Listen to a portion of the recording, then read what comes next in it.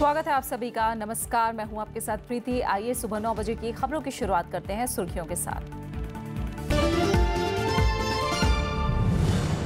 प्रधानमंत्री ने पूर्वी एशिया सम्मेलन में की उत्तर कोरिया के परमाणु हथियार कार्यक्रम की जांच की मांग। कहा, तय हो सहयोगी देशों की जवाबदेही। भारत आसियान बैठक में आतंकवाद से साझा लड़ाई पर दिया जोर।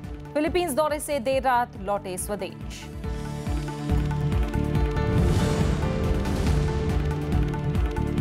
बेनामी संपत्ति रखने वालों पर सरकार की नजर। 30 लाख रुपए से ज्यादा रजिस्ट्रेशन मूल्य की संपत्तियों की जांच जारी। आयकर विभाग ने कहा, नोटबंदी के बाद 300% ज्यादा बने पैन कार्ड।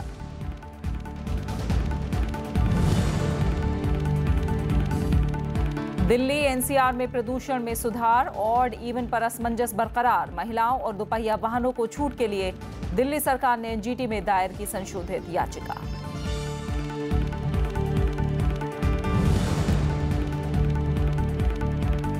गुजरात विधानसभा चुनाव के नामांकन के साथ बीजेपी और कांग्रेस ने तेज किया प्रचार। उम्मीदवारों पर सबकी निगाहें। बीजेपी और कांग्रेस की अहम बैठकें आज।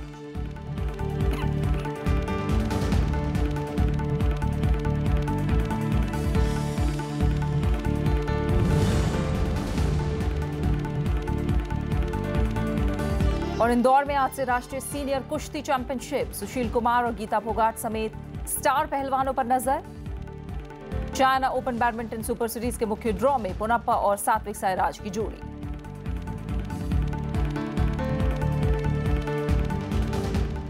प्रधानमंत्री नरेंद्र मोदी 3 दिन के फिलीपींस दौरे से देर रात स्वदेश लौट आए। मनीला में उन्होंने 31वें आसियान सम्मेलन में हिस्सा लेने के अलावा आसियान, भारत और पूर्वी एशिया शिखर सम्मेलन में हिस्सा लिया। उन्होंने अमेरिकी राष्ट्रपति डोनाल्ड ट्रंप समेत कई विश्व नेताओं के साथ द्विपक्षीय बैठकें भी की। पूर्वी एशिया सम्मेलन में प्रधानमंत्री ने उत्तर कोरिया के परमाणु हथियार कार्यक्रम में सहयोग की जांच की मांग की। उन्होंने कहा कि ऐसे गैर कानूनी कार्यक्रमों को सहयोग देने वाले देशों की जवाबदेही तय होनी चाहिए। साथ ही कहा कि हिंद महासागर और प्रशांत क्षेत्र में नौवहन को लेकर संयुक्त संधि का सम्मान किया जाना चाहिए। भारत ने आतंकवाद के खिलाफ दक्षिण पूर्व एशिया के देशों में आपसी सहयोग बढ़ाने की अपील की है। मनीला में भारत आसियान सम्मेलन में प्रधानमंत्री नरेंद्र मोदी ने कल कहा कि अलग अलग लड़ाई से आतंकवाद और एकाधिकारवादी मानसिकता को परास्त नहीं किया जा सकता। प्रधानमंत्री ने व्यापार और क्षेत्रीय सुरक्षा के मसले पर भी आसियान देशों को साथ आने की सलाह दी। प्रधानमंत्री ने पूर्व एशिया शिखर सम्मेलन को भी संबोधित किया। प्रधानमंत्री नरेंद्र मोदी ने मंगलवार को 15वें भारत आसियान शिखर सम्मेलन को संबोधित किया। उन्होंने कहा कि आतंकवादी विभाजित दुनिया का फायदा न उठाएं, इसलिए आतंकवाद के खिलाफ साझा लड़ाई जरूरी है। उन्होंने आसियान देशों को भरोसा दिया कि वो इस क्षेत्र की सुरक्षा में मदद करते रहेंगे। हमने अपने अपने देशों में आतंकवाद तथा उग्रवाद से कड़ा संघर्ष किया है। अब समय आ गया है जब हम इस महत्वपूर्ण विषय पर आपसी सहयोग बढ़ाकर इस चुनौती का मिलजुल करके सामना भी करें और समाधान निकालें। प्रधानमंत्री नरेंद्र मोदी ने भारत और आसियान के बीच ऐतिहासिक संबंधों को याद किया। उन्होंने कहा कि व्यापार के साथ ही भारत इस इलाके के साथ सांस्कृतिक, राजनीतिक और रणनीतिक संबंधों को भी अहमियत देता है। भारत अगले साल आसियान के साथ संबंधों की दिल्ली में सिल्वर जुबली समारोह मनाएगा और आसियान देशों के प्रमुख गणतंत्र दिवस समारोह में शामिल होंगे। भारत की एक्ट ईस्ट पॉलिसी आसियान को ध्यान में रखकर ही बनाई गई है और इंडो पैसिफिक रीजन के क्षेत्रीय सुरक्षा परिदृश्य में इस संगठन का महत्व बहुत ही स्पष्ट है। प्रधानमंत्री नरेंद्र मोदी ने इससे पहले पूर्व एशिया शिखर सम्मेलन को भी संबोधित किया। इसमें आतंकवाद, आतंकवादियों को वित्तीय सहायता और रासायनिक हथियारों के खिलाफ प्रस्ताव पारित किए गए। अखिलेश सुमन, राज्यसभा टीवी। बेनामी संपत्ति रखने वालों के खिलाफ कार्रवाई में तेजी लाई जा रही है। आयकर विभाग बेनामी संपत्ति लेन देन कानून के तहत 30 लाख रुपए से ज्यादा की संपत्ति रजिस्ट्रेशन का टैक्स प्रोफाइल में लाने में जुटा है। सीबीडीटी प्रमुख सुशील चंद्रा ने मंगलवार को ये जानकारी दी।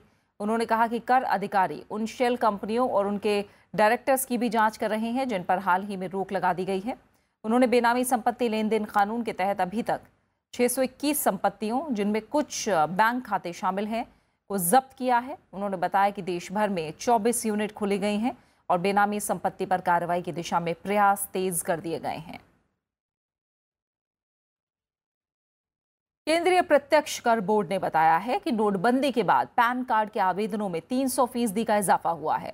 बोर्ड के चेयरमैन सुशील चंद्रा ने कहा कि नोटबंदी से पहले हर महीने करीब 2.5 लाख पैन कार्ड आवेदन आते थे, लेकिन नोटबंदी के बाद ये संख्या बढ़कर 7.5 लाख हो गई है।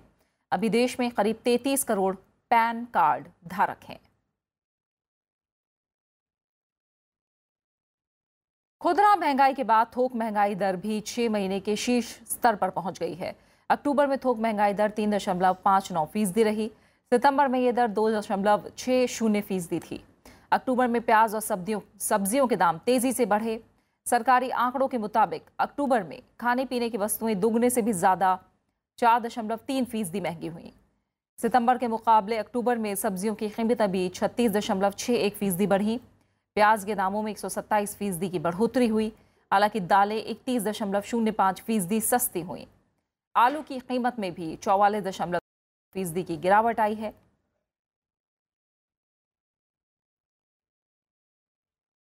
अक्टूबर में निर्यात 1.12% गिरकर $23 अरब रहा। सितंबर में निर्यात 6 महीने के शीर्ष स्तर पर था। अक्टूबर में कपड़े, फार्मा, चमड़े और गहनों के निर्यात में कमी आई। इस दौरान आयात 7.6% बढ़कर $37.11 अरब हो गया। व्यापार घाटा भी बढ़कर $14 अरब हो गया। खतरनाक प्रदूषण का सामना कर रहे दिल्ली एनसीआर में वायु की गुणवत्ता में थोड़ा सुधार दर्ज किया गया है। दिल्ली एनसीआर प्रदूषण के आपात स्तर से बाहर आ गया है। बीते 7 नवंबर के मुकाबले मंगलवार को हवा की गुणवत्ता में आधे से ज्यादा सुधार देखा गया। राजधानी के 15 क्षेत्रों में से 6 क्षेत्रों में सीवियर के मुकाबले वेरी पुअर स्तर रिकॉर्ड किया गया। मौसम विभाग ने आज दिल्ली में हल्की बारिश का अनुमान लगाया है। इससे दिल्ली वासियों को प्रदूषण से और राहत मिल सकती है। वहीं दिल्ली के मुख्यमंत्री अरविंद केजरीवाल आज चंडीगढ़ में हरियाणा के मुख्यमंत्री मनोहर लाल खट्टर से प्रदूषण के मुद्दे पर चर्चा करने वाले हैं।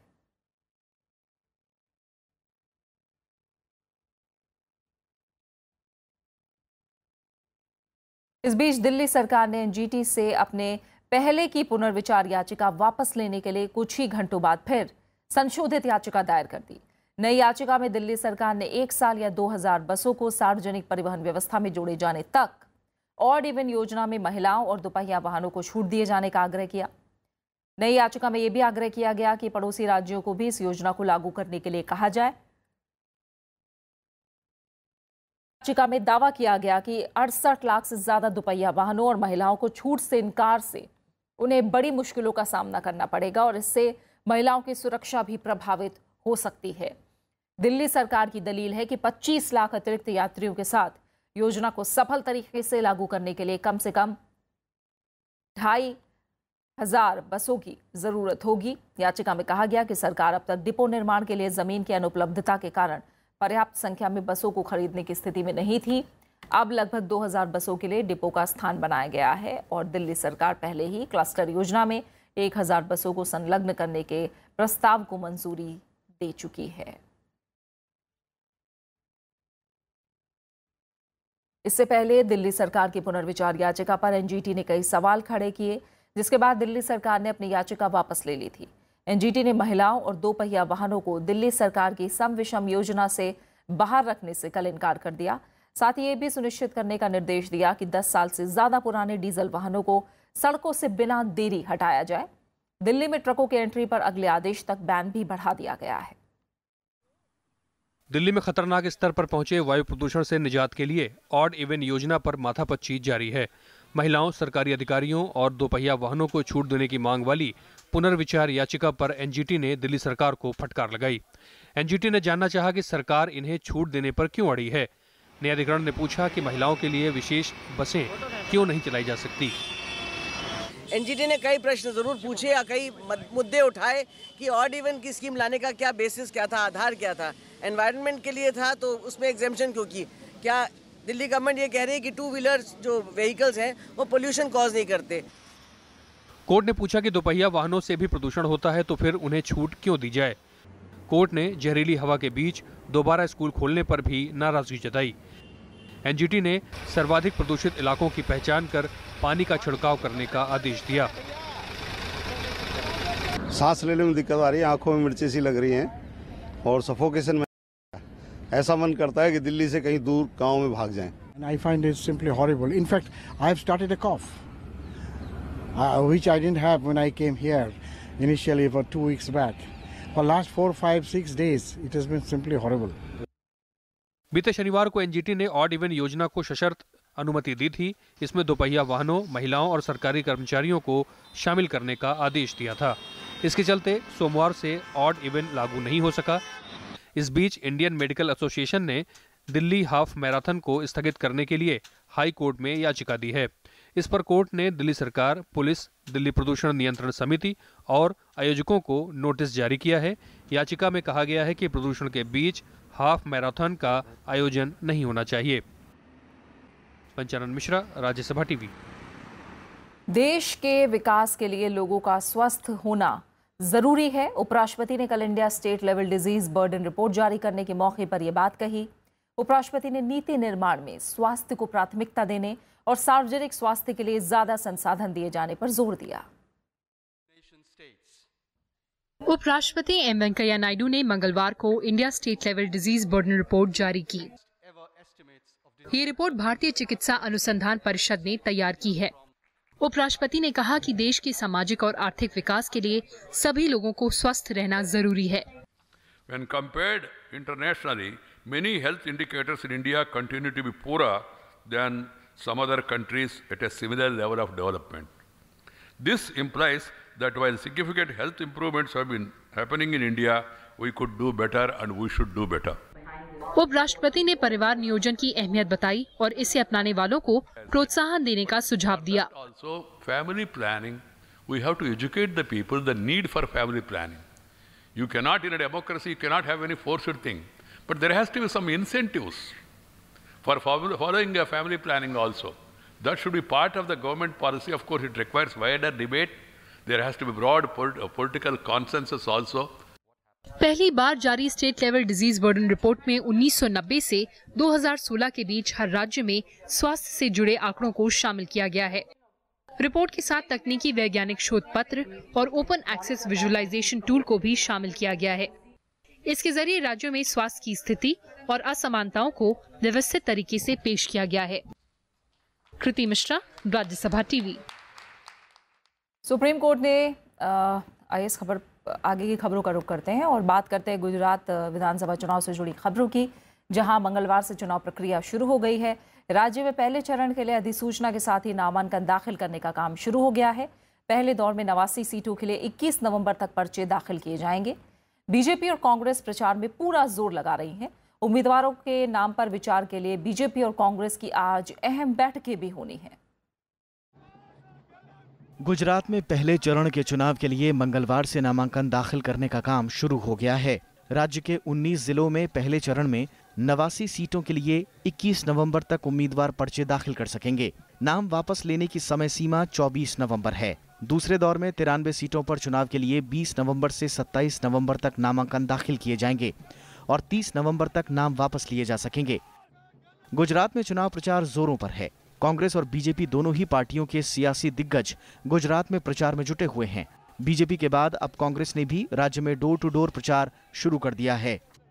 हम अधिक से अधिक मतदाता तक पहुँचे, उनसे विनती करें 22 साल के कुशासन के बाद में इस बार आप कांग्रेस को मौका दें, सरकार बने। हम चाहते हैं विचारधारा को आधार बना के ही, चाहे बीजेपी है चाहे कांग्रेस है, हम सब अपना कैंपेन करें। कांग्रेस उपाध्यक्ष राहुल गांधी भी गुजरात में ताबड़तोड़ रैलियां और सभाएं कर रहे हैं और उनके निशाने पर प्रधानमंत्री नरेंद्र मोदी और केंद्र सरकार है। बीजेपी के दिग्गज नेता और कई केंद्रीय मंत्री मिशन गुजरात में लगे हुए हैं। बीजेपी का दावा है कि गुजरात में फिर कांग्रेस को हार का मुंह देखना पड़ेगा। राहुल गांधी जी पिछले 1 मास से गुजरात में उनका आना जाना लगा हुआ है। अब वो मंदिर भी जाते हैं। हम ये तो नहीं कह सकते कि चुनाव में कोई लाभ होने वाला है, ऐसा दिखता नहीं है। हमने रखे गुजरात में पार्टियां जातीय समीकरण तय करने में लगी हुई हैं। इसके चलते बीजेपी और कांग्रेस में से किसी ने भी उम्मीदवारों का अब तक ऐलान नहीं किया है। पहले दौर के लिए 9 दिसंबर और दूसरे दौर में 14 दिसंबर को वोटिंग होगी। नतीजे 18 दिसंबर को घोषित किए जाएंगे। Bureau report, Rajya Sabha TV. Supreme court ने जजों के नाम पर रिश्वत मांगने के मामले में एसआईटी जांच की मांग कल खारिज कर दी। अदालत ने कहा कि इस तरह की याचिका ने जजों की ईमानदारी पर बेवजह संदेह पैदा किया है। कोर्ट ने याचिका को खारिज करते हुए कहा कि सीबीआई की प्राथमिकी किसी न्यायाधीश के खिलाफ नहीं है और इस तरह की शिकायत दर्ज करना भी संभव नहीं है। अदालत ने इन आरोपों को परेशान करने वाला बताया। कोर्ट ने सोमवार को याचिका पर सुनवाई को लेकर फैसला सुरक्षित रख लिया था। खबरें जारी हैं, लौट रहे हैं एक छोटे से ब्रेक के बाद।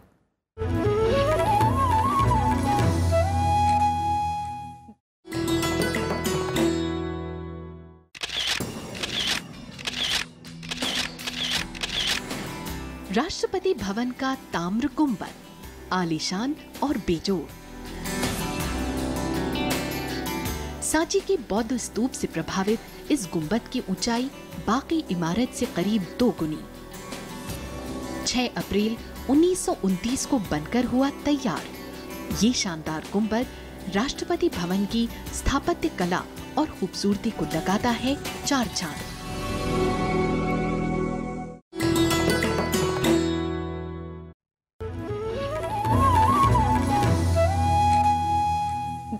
जम्मू कश्मीर में कल एक आतंकी मारा गया। मुठभेड़ के दौरान सेना का जवान शहीद हुआ और एक घायल हुआ है। कुलगाम जिले के नाउबाग कुंद गांव में कल सुबह सर्च ऑपरेशन शुरू हुआ, जहां आतंकियों के छिपे होने की जानकारी मिली थी। सर्च अभियान के दौरान आतंकियों ने गोलीबारी शुरू कर दी और इसके बाद शुरू हुई मुठभेड़ में एक आतंकी मारा गया। वहीं पुलवामा जिले के त्राल इलाके में भी आतंकियों से मुठभेड़ हुई। यहां आतंकियों ने सर्च पार्टी पर गोलीबारी की। यहां आतंकी अड्डे को खत्म किया गया है। राष्ट्रपति रामनाथ कोविंद ने कहा है कि वैश्विक व्यापार में भारत का रुतबा लगातार बढ़ रहा है। वो कल दिल्ली में 37वें भारतीय अंतर्राष्ट्रीय व्यापार मेले का उद्घाटन कर रहे थे। ये मेला 18 से 27 नवंबर तक आम जनता के लिए खुलेगा। राष्ट्रपति रामनाथ कोविंद ने मंगलवार को 37वें भारतीय अंतर्राष्ट्रीय व्यापार मेले का उद्घाटन किया। उन्होंने कहा कि व्यापार मेला ऐसे समय आयोजित किया जा रहा है जब वैश्विक अर्थव्यवस्था में भारत की ताकत लगातार बढ़ रही है। उन्होंने कहा कि भारत ने हमेशा उदारवादी नियमों वाले अंतर्राष्ट्रीय व्यापार को अहमियत दी है। This year's IITF takes place at a point when India is recognized as one of the bright spots of the global economy. The world has acknowledged the changed business environment in India and the strides made in ease of doing business. इस बार व्यापार मेले में एक ही pavilion में कई राज्यों को जगह दी गई है। लिहाजा व्यापार मेले में आए दर्शकों ने जगह की कमी का जिक्र किया। हालांकि दर्शकों के उत्साह में कोई कमी नहीं है। मेला तो काफी अच्छा चल रहा है, पर यह है कि सब चीजें छोटी हो गई, स्केल डाउन हो गया। पहले बड़े बड़े पवेलियंस देखते थे आप, पर अब वो एक ही हैंगर में 5-5, 6-6 स्टेट्स डाले हुए हैं, तो सब चीज़ें श्रिंक हो गई है बेसिकली। बिजनेसमैन उतने ही एक्साइटेड है, उतना ही ठीक है, स्पेस थोड़ा कम है, बट देन स्टिल सब अच्छा ही है कंपैरेटिवली। व्यापार मेले में 22 देशों के 7,000 से ज्यादा प्रतिभागी अपने उत्पादों को प्रदर्शित करेंगे। मेला 14 दिन चलेगा। इस बार मेले का विषय startup India, stand up India है। झारखंड भागीदार राज्य है, वियतनाम भागीदार देश है, जबकि किर्गिस्तान पर विशेष ध्यान है। अंतर्राष्ट्रीय व्यापार मेले में इस बार 3,000 से ज़्यादा विदेशी कंपनियां और छोटी मोटी फर्में हिस्सा ले रही हैं। हालांकि मेले का आकार इस बार काफ़ी छोटा है। इसके बावजूद देश के सभी केंद्र शासित प्रदेश और राज्यों के उद्यमी और कलाकार इस मेले में हिस्सा लेकर अपनी कला और उत्पादों के प्रदर्शन के लिए बेताब नज़र आ रहे हैं। कैमरामैन सुरेश के साथ मोहम्मद फातेह टीपू, राज्यसभा टीवी। मजदूरों की बढ़ती समस्याओं को लेकर भारतीय मजदूर संघ 17 नवंबर को प्रदर्शन करने वाला है। बीएमएस का कहना है कि सरकार की नीतियां गरीब, श्रमिक और कर्मचारी विरोधी हैं। मजदूर नेताओं का कहना है कि श्रमिकों के हितों की लगातार अनदेखी की जा रही है और रैली का मकसद सरकार पर दबाव बनाना है। रैली दिल्ली के रामलीला मैदान में होगी। बीएमएस का कहना है कि श्रम कानून आज़ादी से पहले के भी हैं, जिन्हें नए सिरे से लागू करने की जरूरत है।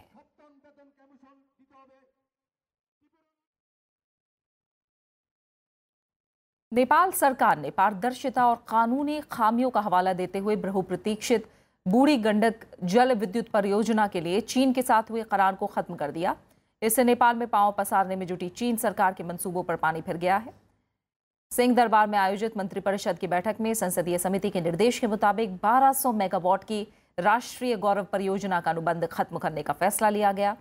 ये करार चीन के गेजुबा ग्रुप के साथ किया गया था। पुष्प कमल दहल के नेतृत्व वाली सरकार ने बूढ़ी गंडकी परियोजना का काम चीन की कंपनी को सौंपा था। तत्कालीन ऊर्जा मंत्री जनार्दन शर्मा ने इस बारे में 4 जून को समझौता ज्ञापन पर हस्ताक्षर किए थे। अंतर्राष्ट्रीय अदालत यानी ICJ में न्यायाधीश की एक सीट के लिए भारत के दलवीर भंडारी को संयुक्त राष्ट्र महासभा में भारी बहुमत मिला है। आम सभा के सदस्य देशों ने उनका मुकाबला ब्रिटेन के क्रिस्टोफर ग्रीनवुड से है। दोनों ICJ में फिर से चुने जाने के लिए एक दूसरे से मुकाबला कर रहे हैं। महासभा में भंडारी को 121 वोट मिले, जबकि ग्रीनवुड को महज 97 वोट मिले। हालांकि सुरक्षा परिषद में ग्रीनवुड को 9 और भंडारी को 5 मत मिले। ICJ की इस सीट का चुनाव बेनतीजा रहने के बाद महासभा और सुरक्षा परिषद की बैठक स्थगित कर दी गई। इस मसले पर कांग्रेस नेता और संयुक्त राष्ट्र के पूर्व शीर्ष अधिकारी शशि थरूर ने कहा कि महासभा की आवाज को लंबे समय से नजरअंदाज किया जा रहा है। बीते गुरुवार को 6 में से 4 उम्मीदवारों को आम सभा और सुरक्षा परिषद में पूर्ण बहुमत के कारण चुन लिया गया। केनेथ जेस्टर भारत में अमेरिका के राजदूत बन गए हैं। अमेरिकी उपराष्ट्रपति माइक पेंस ने उन्हें शपथ दिलाई। पेंस ने विश्वास जताया कि जेस्टर के नेतृत्व में भारत और अमेरिका के रिश्ते और मजबूत होंगे और नागरिकों को लाभ होगा। 2 नवंबर को सीनेट ने आम राय से जेस्टर के नाम को मंजूरी दी थी। 20 जनवरी से यह पद खाली था। जेस्टर को भारत का आर्थिक विशेषज्ञ माना जाता है। उन्होंने जॉर्ज W. बुश के वक्त में भारत अमेरिका रिश्तों को मजबूत करने में अहम भूमिका निभाई थी।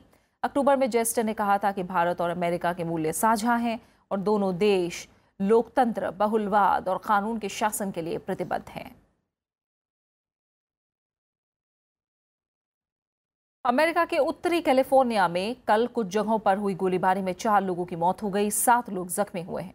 उत्तरी कैलिफोर्निया के ग्रामीण इलाके में हमलावर ने एक प्राइमरी स्कूल समेत कुछ और जगहों पर गोलीबारी की। इस दौरान स्कूल में हुए हमले में एक छात्र की गोली लगने से वो घायल हो गया। जवाबी कार्रवाई में पुलिस ने हमलावर को मार गिराया। पुलिस इस गोलीबारी के पीछे की वजहों का पता लगाने में जुटी हुई है। ईरान इराक सीमा पर आए भूकंप में मरने वालों की संख्या बढ़कर 530 से ज्यादा हो गई है। 7000 से ज्यादा लोग घायल हुए हैं। बचाव दल अब भी मलबों से लोगों को निकालने में लगा है। सबसे ज्यादा नुकसान पश्चिमी ईरान के शहर सरपोल जहाब में हुआ। कई इमारतों में भारी नुकसान हुआ है। पानी और बिजली की आपूर्ति अब भी बाधित है। लोग खुले हाथों से मलबों में रिश्तेदारों को खोज रहे हैं। पीड़ित इलाकों में सरकारी मदद पहुंचाने का काम जारी है। हजारों लोग अब भी खुले में सोने को मजबूर हैं। इराक में भी 7 लोगों की मौत हुई है, जबकि 535 लोग घायल हुए हैं। रविवार रात आए भूकंप के झटके कई देशों में महसूस किए गए।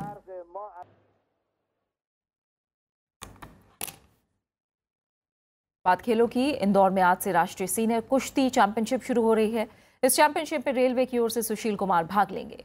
बीजिंग ओलंपिक के कांस्य और लंदन ओलंपिक में रजत पदक विजेता पहलवान सुशील कुमार 3 साल से ज्यादा समय के बाद इस टूर्नामेंट के जरिए इस मैच पर वापसी कर रहे हैं। सुशील के अलावा गीता फोगाट जैसे स्टार पहलवानों से इस बार की राष्ट्रीय चैंपियनशिप आकर्षण का मुख्य केंद्र होगी। पिछले कई वर्षों से किसी भी राष्ट्रीय प्रतियोगिता में इतने ज्यादा स्टार खिलाड़ियों के भाग लेने का ये पहला मौका होगा।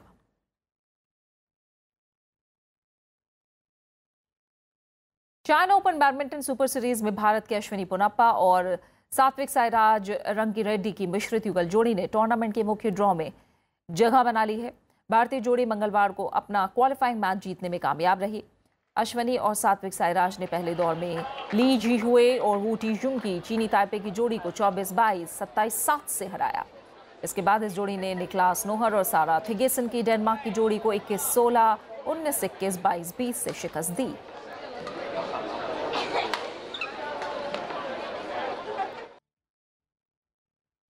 और बात खास शख्सियत की। भारत रत्न आचार्य विनोबा भावे की आज पुण्यतिथि है।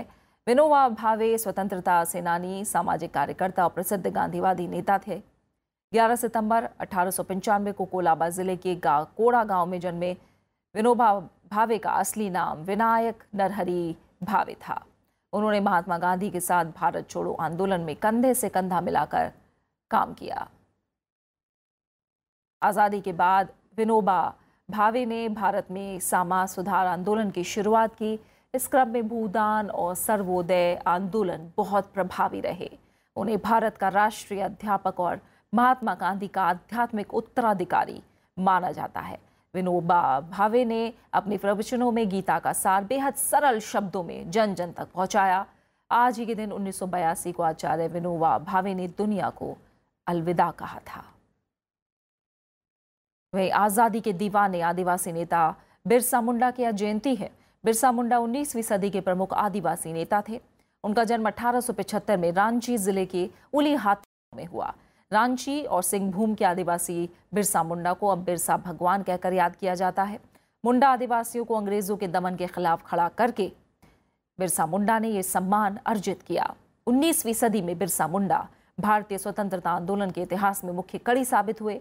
बिरसा मुंडा ने किसानों का शोषण करने वाले जमींदारों के विरुद्ध संघर्ष की प्रेरणा भी लोगों को दी। उनके नेतृत्व में मुंडा आदिवासियों ने 19वीं सदी के आखिरी सालों में उलगुलान आंदोलन को अंजाम दिया। साल 1897 से लेकर 1900 के बीच मुंडा और अंग्रेज सिपाहियों के बीच कई बार संघर्ष हुआ।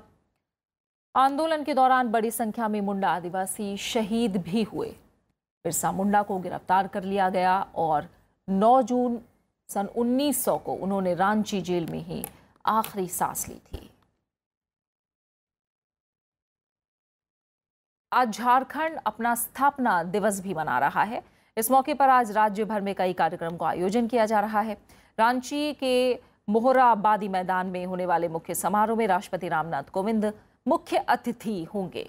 झारखंड पहुंचने के पहले उन्होंने ट्वीट करके स्वतंत्रता सेनानी और जननायक बिरसा मुंडा की जयंती पर उन्हें श्रद्धांजलि दी। मोहराबादी मैदान में आयोजित मुख्य कार्यक्रम में शिरकत के बाद राष्ट्रपति योगदा सत्संग में आयोजित कार्यक्रम में भाग लेंगे। झारखंड स्थापना दिवस पर प्रधानमंत्री नरेंद्र मोदी ने भी राज्य की जनता को बधाई दी है। और अब आखिर में हेडलाइंस। प्रधानमंत्री ने पूर्वी एशिया सम्मेलन में की उत्तर कोरिया के परमाणु हथियार कार्यक्रम की जांच की मांग। कहा तय हो सहयोगी देशों की जवाबदेही। भारत आसियान बैठक में आतंकवाद से साझा लड़ाई पर दिया जोर। फिलीपींस दौरे से देर रात लौटे स्वदेश।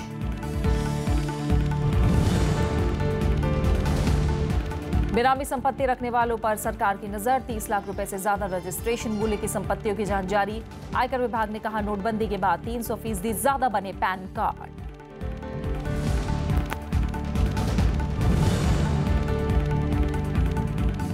दिल्ली एनसीआर में प्रदूषण में सुधार और इवन पर असमंजस बरकरार। महिलाओं और दोपहिया वाहनों को छूट के लिए दिल्ली सरकार ने एनजीटी में दायर की संशोधित याचिका।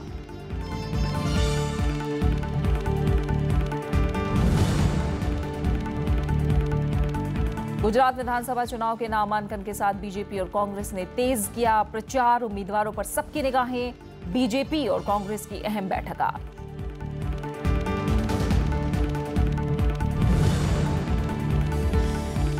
और इंदौर में आज से राष्ट्रीय सीनियर कुश्ती चैंपियनशिप। सुशील कुमार और गीता फोगाट समेत स्टार पहलवानों पर नजर।